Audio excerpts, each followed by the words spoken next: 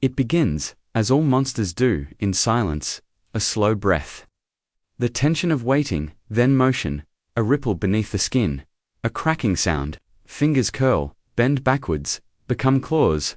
The scream builds like a storm behind the eyes, fur bristles. Along the spine, the face contorts, stretching, splitting, erupting. The transformation has begun. These moments, these violent, beautiful, horrifying moments have become legend, etched into the walls of horror history, worshipped by fans, studied by filmmakers, immortalized in posters and GIFs and late-night memories. You've seen them. The moon rises, a man or woman drops to the ground, bones shift, skin tears, a howl splits the night. But behind every iconic werewolf transformation, there is a secret. These aren't accidents. They're not just movie magic. They're not quick edits or camera tricks. And they're definitely not easy. They are built, handmade horrors. Crafted by artisans who live in the shadows of soundstages and workshops, who burn their fingerprints into latex, who wake up thinking about teeth and fur density, who dream in sinew and saliva. This is their story. Behind the fangs, beyond the scream, there's a ritual most viewers never see, and once you witness it, you'll never look at cinematic monsters the same way again. The screen flickers, a flash of Lon Chaney Jr., half transformed, fading in and out of wolf form. Cut to 1981, a man's spine bends beneath the skin, eyeballs stretch, teeth push past lips. Then, modern shot. A woman mid-howl, jaw extended, veins bursting, claws digging into the dirt. This is transformation as pain, as poetry, as performance, and every frame is a war won behind the scenes, while audiences scream and squirm in their seats. Behind the curtain, a team is working, designing, sculpting, painting, testing, rebuilding. Because for these monsters to terrify, they must be real, not believable, real. There's a difference. Believable is safe, real is dangerous. Believable fades when the credits roll, real stays in your blood, in this world. Transformation is never simple. It's not a button click, or a rendering queue. It's dozens, sometimes hundreds of hours spent creating something that lives for 30 seconds on screen. It's glue that burns the skin. It's cables that rip when pulled too fast. It's foam that splits on the 100th take. It's makeup that smears after 8 hours under hot lights, and must be reapplied again and again, because the shot has to be perfect. Every wrinkle on the snout, every yellowed fang, every tremble of fur. The process is meticulous, obsessive, sacred, inside these transformation rooms, the rules of reality are rewritten. Artists become surgeons, engineers become magicians, and pain becomes paint. The workshop door creaks open, a table sits in the center, cluttered with tools, brushes, adhesives, sculpting, picks, airbrush nozzles, latex swatches, bloody prosthetic fingers, a snarl cast in silicone. Beside it, pinned to the wall, are notes. Snout should look like it tore through her skin. Hands equals more canine, less Bigfoot. Show pain in the stretch. They aren't just building a creature, they're telling a story, the story of a person becoming something else. Losing themselves, giving in, surrendering to instinct and curse and body horror.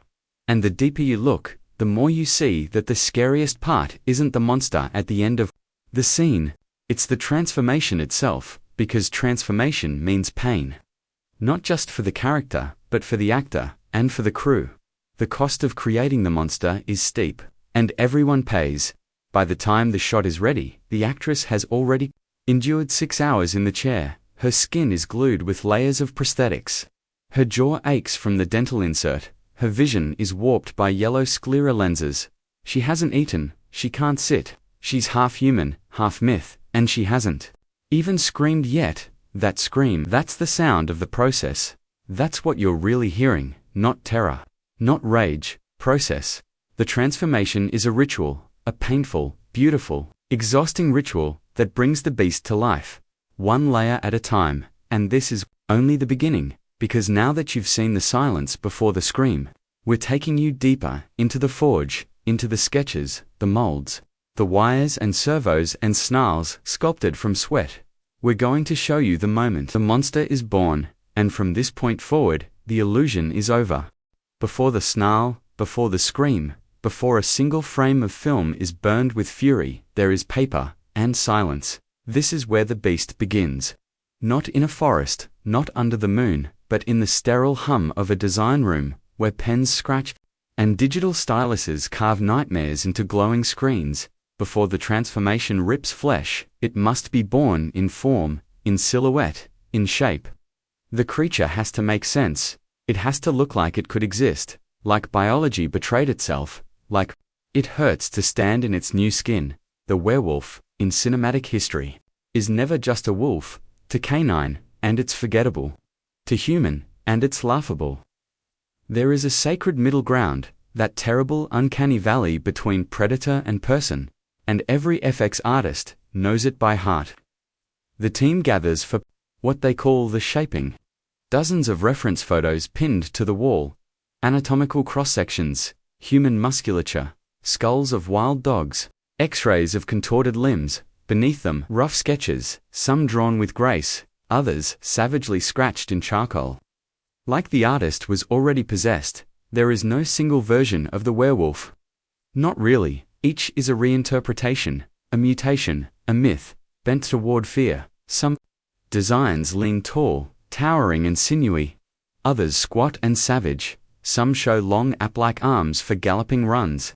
Others taper into leaner, feline torsos. But one thing is constant. The face. The eyes must hold grief, that is non-negotiable, even in full monstrous form.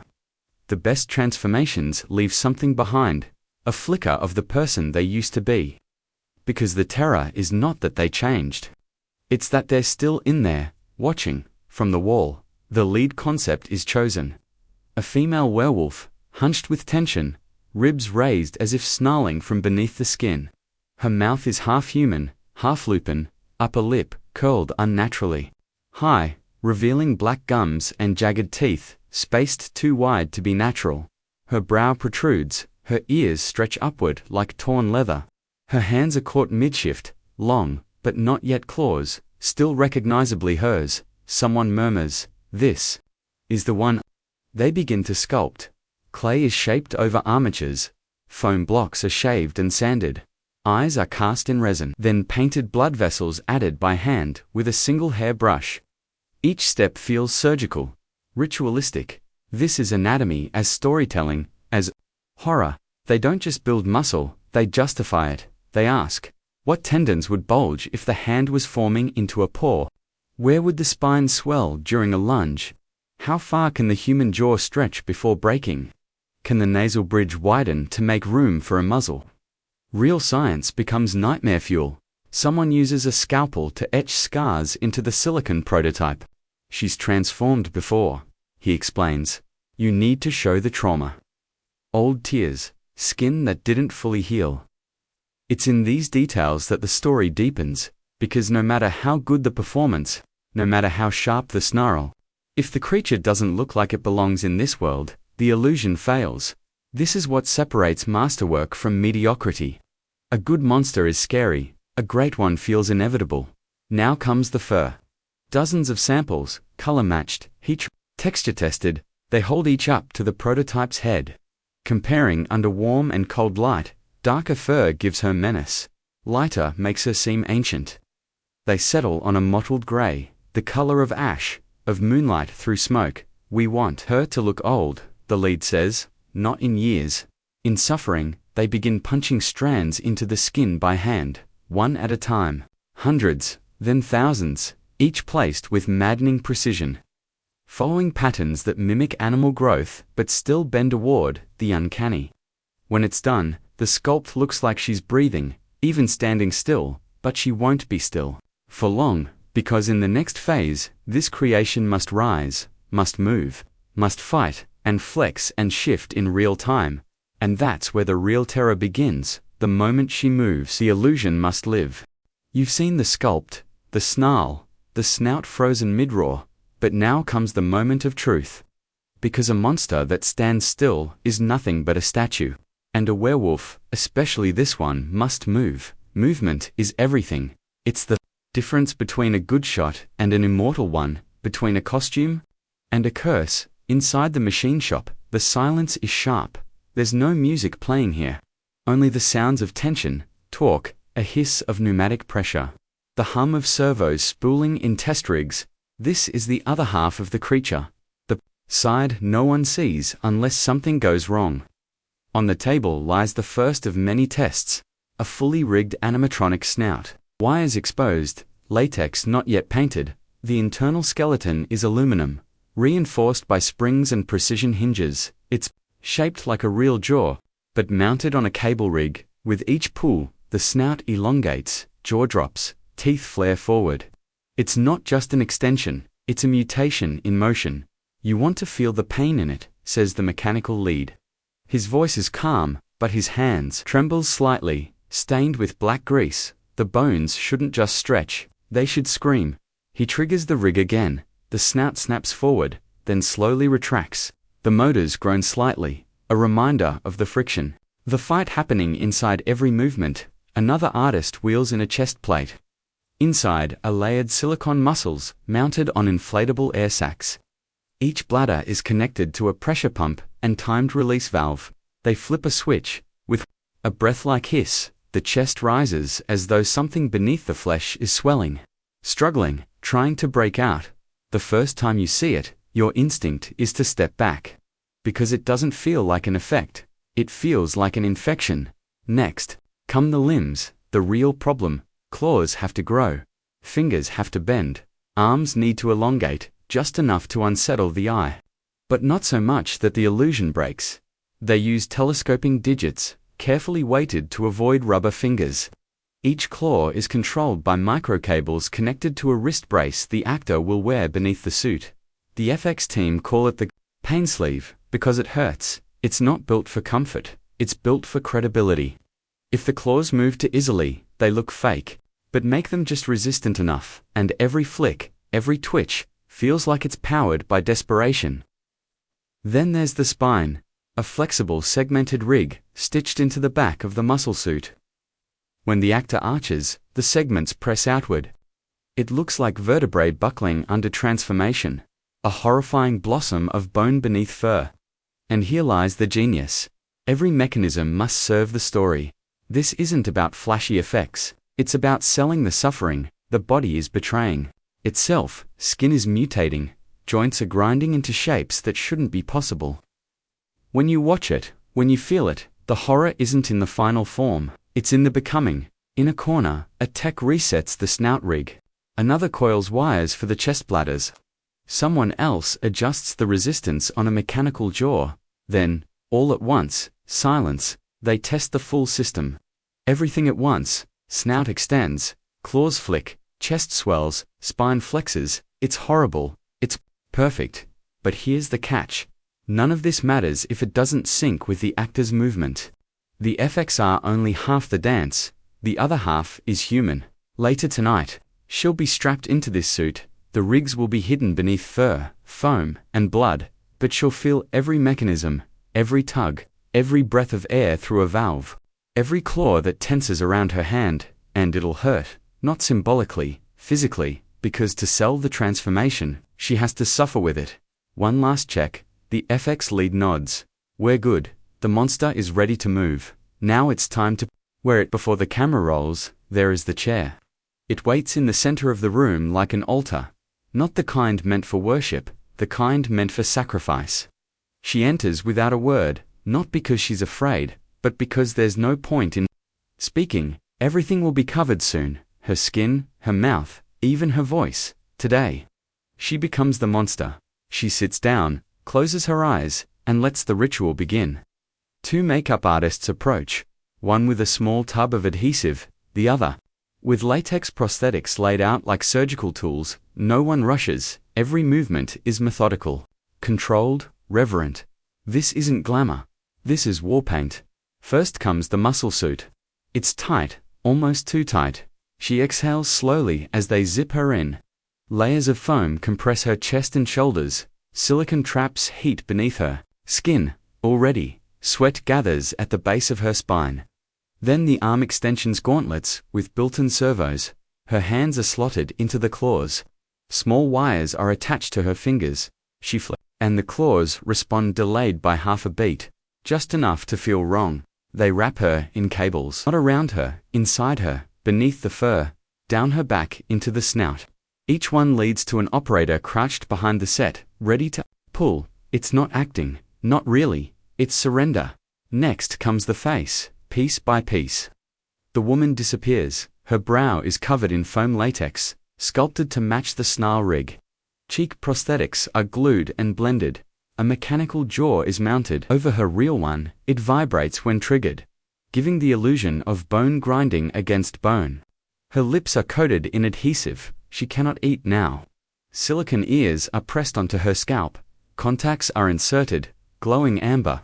Like sunset through smoke, they sting, they always sting. She doesn't flinch, because flinching causes wrinkles, and wrinkles ruin the seal. The FX lead steps in with the final piece, the snout rig. It's heavy, lined with wires, the interior smells of rubber, sweat, and faint copper. They place it over her face, screw it tight, she blinks, breathes through her mouth, and then nothing. It's sealed in, it's been 6 hours, now the scene can begin, the lights on set dim. The crew positions the camera, a quiet countdown begins, 3, 2, 1, action, a burst of pressure, the snout rig fires. Her jaw is pulled forward, claws extend, the spine rig tenses, each segment pushing up through the foam-like vertebrae trying to escape. She falls to her knees, howling, a sound torn from the base of her throat. This is no longer performance, this is survival. Her fingers twitch with strain, her chest heaves. Cables tug from behind the wall, creating the illusion of unstoppable metamorphosis. But what the audience won't see is how hard she's shaking. They won't feel her skin burning beneath the silicone. They won't know she hasn't eaten since sunrise, that her last words were whispered through a straw while sipping electrolyte fluid between glue layers. All they'll see is the monster. That's the job, not to act like a werewolf, to become one. The director calls cut. Silence. She slumps forward. A tech rushes in, unscrews the jaw rig, someone fans her, another pats her face with a cold towel, careful not to disturb fur or tear the seam. She doesn't speak, she can't, but her eyes are wild, glassy, glowing, and in that moment, everyone in the room believes the transformation didn't end when the cameras stopped. It just went deeper. Later, they'll remove the pieces, slowly, gently, like peeling away a second skin. Her face beneath will be red, raw, creased with indentations from the rig. She smiled through the pain, because she knows what they captured. And so will the audience, when they watch that scene, when they hear the scream and see the twist of her spine. They'll feel something primal, something real, and they'll never know why it worked so well, but we do, because we were here, in the chair, at the altar, watching a woman give herself to the beast, and become unforgettable. We've shown you the body, the fur, the bones, the wires and welds, the sweat behind the snarl, but now, we ask something deeper. Why? Why go through all this? Why spend weeks sculpting muscle that only appears on screen for 7 seconds? Why glue foam to skin when a few clicks in a 3D rig could build the same silhouette in half the time? Why risk breakdowns, burns, broken rigs, and exhaustion when there's software for that? The answer is simple, because fear isn't digital. You can't render dread, you have to build it. When a transformation is real, tactile, physical, rooted in the same gravity we live in, it triggers something ancient in us, something buried in the limbic system. We know it when we see it. Practical effects hit the gut. They bypass logic and scrape their claws across instinct. We don't just watch the change, we feel it, in our spine, in our stomach, in the space behind our teeth, when we see a snout rip forward from someone's face, not through CGI, but through strained wires and foam latex. It reminds us of what real pain looks like, and real pain scares us. That's why it works. It's not about technical superiority. CGI is brilliant, capable, limitless. It can summon dragons, raise cities, collapse planets. But practical effects have gravity. They breathe the same air we do. When you film a creature built by hand, stitched from foam, silicone, sweat, and stubbornness, the camera doesn't lie. The shadow it casts is real. The light catches the curve of its jaw. The glint in its eye, the dampness on its fur, you could reach out and touch it. That matters, because horror, at its best, is physical. It should push into your space, sit in your chest, linger on your skin, and that only happens when the monster has mass. Weight, presence, think about it. Which transformations do you remember most? The ones built in post, or the ones that writhed in real time, beneath fluorescent light, while an actor screamed and shook and clawed the air? That's the difference. It's not about perfect fur simulation or realistic blood flow. It's about the moment an audience leans back in their seat and whispers, "Oh God, that looks like it hurts." That's when you know it worked. Because pain is universal, and transformation, true transformation, must always be painful. That's what the old masters understood. That's what Rick Baker brought to the genre when he created the first Oscar-winning werewolf transformation. That's what Rob Bottin sculpted into the skin of the Thing, body horror that still unsettles 40 years later. And it's what today's artists are still fighting to preserve. Not because they reject modern tools, but because they believe the soul of horror lives in friction, in resistance, in the stubborn choice to do it the hard way. Just because it feels honest, a monster built in a server farm will always impress, but a monster built in a garage, that'll haunt you, because you know it was real. Even if only for a moment. There's one more reason. A quiet one. It's not about fear or fidelity. It's about respect, for the craft, for the character, for the audience. Because when someone sees a practical transformation, when they realize an actual human being endured hours of application, wore a 40-pound rig, roared through clenched teeth, and collapsed from the weight of becoming something else, they feel something more than just fear. They feel awe, and awe is rare. It's powerful, it lingers. It changes people, and that, more than the monster, more than the scream, more than the blood, is why we still do this, because every time the snout extends, the claws burst forward, the scream echoes from the gut. We're not just building a werewolf, we're building memory.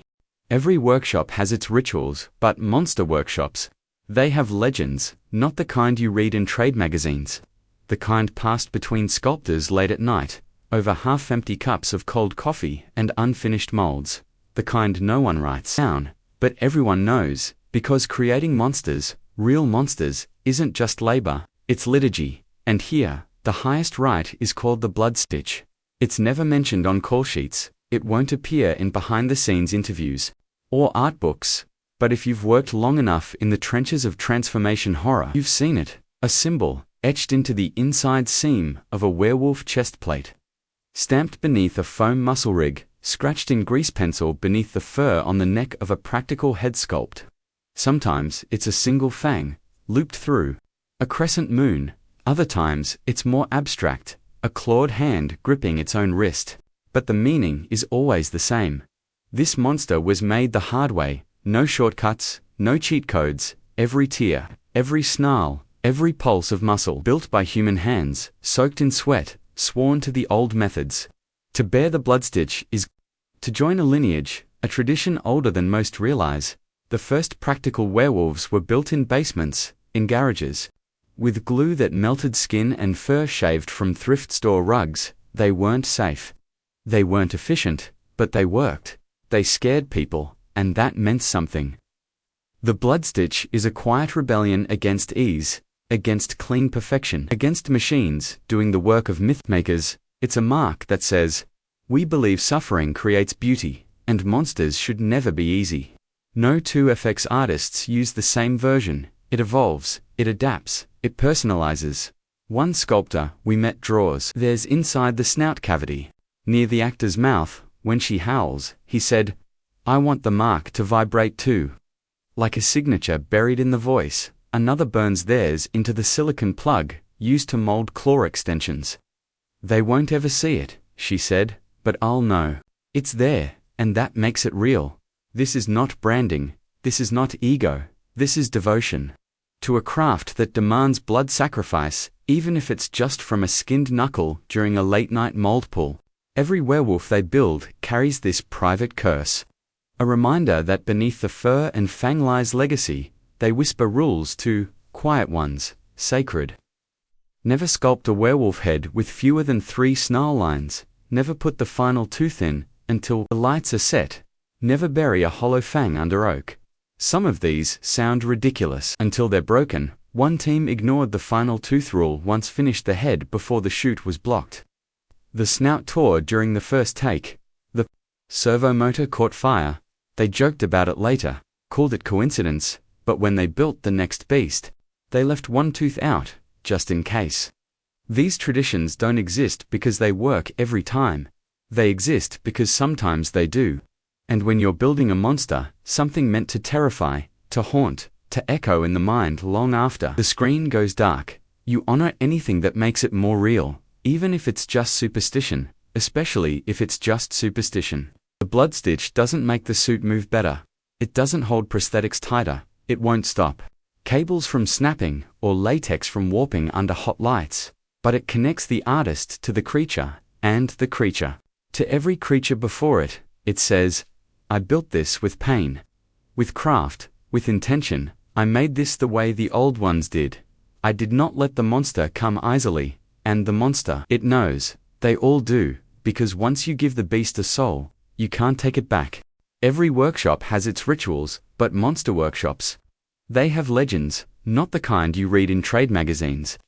The kind passed between sculptors late at night, over half-empty cups of cold coffee and unfinished molds. The kind no one writes down, but everyone knows, because creating monsters, real monsters, isn't just labor, it's liturgy, and here, the highest rite is called the blood stitch. It's never mentioned on call sheets, it won't appear in behind-the-scenes interviews or art books, but if you've worked long enough in the trenches of transformation horror, you've seen it, a symbol etched into the inside seam of a werewolf chestplate, stamped beneath a foam muscle rig, scratched in grease pencil beneath the fur on the neck of a practical head sculpt. Sometimes it's a single fang, looped through a crescent moon. Other times it's more abstract, a clawed hand gripping its own wrist, but the meaning is always the same. This monster was made the hard way, no shortcuts, no cheat codes. Every tear, every snarl, every pulse of muscle built by human hands, soaked in sweat, sworn to the old methods. To bear the blood stitch is to join a lineage, a tradition older than most realize. The first practical werewolves were built in basements, in garages, with glue that melted skin and fur shaved from thrift store rugs. They weren't safe. They weren't efficient, but they worked. They scared people, and that meant something. The blood stitch is a quiet rebellion against ease, against clean perfection, against machines doing the work of myth makers. It's a mark that says, we believe suffering creates beauty, and monsters should never be easy. No two FX artists use the same version. It evolves, it adapts, it personalizes. One sculptor we met draws. There's inside the snout cavity near the actor's mouth. When she howls, he said, I want the mark to vibrate too. Like a signature, buried in the voice. Another burns theirs into the silicone plug, used to mold claw extensions. They won't ever see it, she said, but I'll know. It's there, and that makes it real. This is not branding. This is not ego. This is devotion. To a craft that demands blood sacrifice, even if it's just from a skinned knuckle, during a late-night mold pool. Every werewolf they build carries this private curse. A reminder that beneath the fur and fang lies legacy. They whisper rules to quiet ones, sacred. Never sculpt a werewolf head with fewer than 3 snarl lines. Never put the final tooth in until the lights are set. Never bury a hollow fang under oak. Some of these sound ridiculous until they're broken. One team ignored the final tooth rule once finished the head before the shoot was blocked.